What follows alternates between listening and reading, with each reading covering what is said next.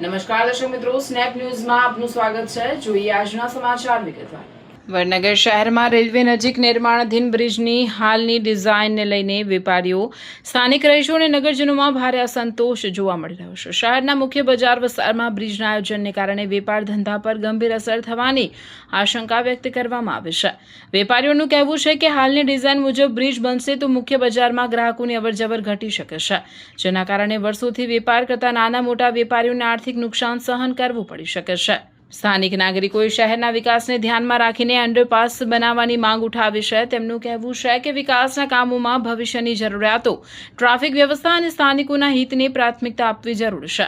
સાકેત સોસાયટીના રહીશોએ પણ રજૂઆત કરી છે કે બ્રિજનું નિર્માણ યોગ્ય સ્થળે કરવામાં આવે, જેથી રહેણાંક વિસ્તાર તેમજ વેપારીઓને અનાવશ્યક મુશ્કેલીનો સામનો ન કરવો પડે.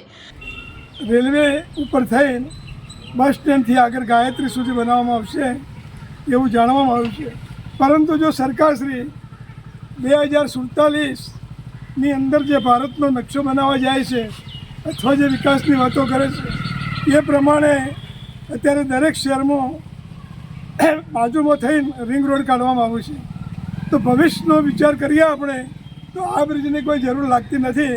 પરંતુ આ જ બ્રિજ જો સાયન્સ કોલેજથી સીધો બારેબાર કોસ્કોર દરવાજા જાય તો એ ભવિષ્ય માટે પણ સારો છે.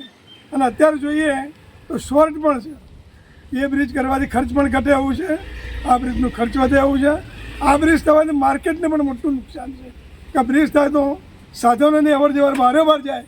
ગામડાઓમાં જે ગામડાઓની પબ્લિક વડનગરમાંથી ખરીદી કરે છે એ સીધી વિસનગરથી ખરીદી કરીને સીધી બ્રિજ ઉપર થઈને જતી રહે તો વડનગરનું જે માર્કેટ રેલવેની આજુબાજુનું છે અથવા શહેરમાં જવાના તરફનું છે અથવા તો બસ સ્ટેન્ડથી આ બાજુનું છે એ બધા બજારને અસર થાય છે. તો માર્કેટને બચાવવા માટે, વેપારીઓને બચાવવા માટે અને સોસાયટીઓ નહીં પણ વેલ્યુએશન ડાઉન ના થાય એને ધ્યાનમાં લઈને હું મારું ઇન્ટરવ્યૂ એટલા માટે આપું છું કે સરકાર આ માટે ફરીથી વિચારણા કરે અને ફરીથી બ્રિજની દિશા અથવા જગ્યા બદલી દે.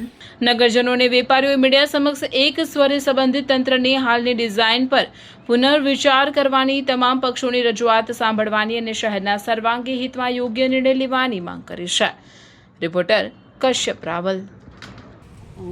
મુખ્યમંત્રી શ્રી, પછી વડાપ્રધાન શ્રી અશ્વિની વૈષ્ણવ સાહેબ શ્રી, પછી કલેક્ટર, વડનગર નગરપાલિકા, પછી મામલતદાર, દરેકને રજૂઆત કરી પણ ફક્ત એકલા ખાલી મુખ્યમંત્રીમાંથી અમારા ઉપર જવાબ આવ્યો છે.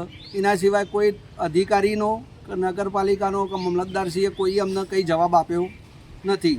અમે વારંવાર લેખિત 2-3 રજૂઆત કરી. નગરપાલિકા એમ કહે છે કે અમે કંઈ અમે જાણતા જ નથી.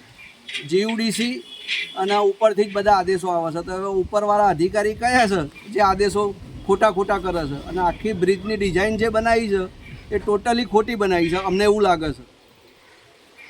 એના બદલે જો નાનો અંડરબ્રિજ બનાવો અને તો બધા આજુબાજુના શોપિંગના ધંધા રોજગારને દરેકને ફાયદો થાય એવો છે. એક જ માગણી છે કે બ્રિજ અહીંયાથી ટ્રાન્સફર બીજે થાય કો તો સાચી ડિઝાઇન બનાવો. અમે અંડરબ્રિજ નાનો બનાવો તો અમારી કોઈ વિરોધ નથી અને અંડરબ્રિજ બને એવો છે જ. આ વિશે અમે સંજયભાઈ ઠક્કરે વારંવાર મુખ્યમંત્રીને અને સીએમને આપણે કનુભાઈ દેસાઈને રજૂઆત કરેલી છે. જીયુડીસીમાં બી રજૂઆત કરી છે પણ કોઈ લક્ષ લેવા તૈયાર નથી.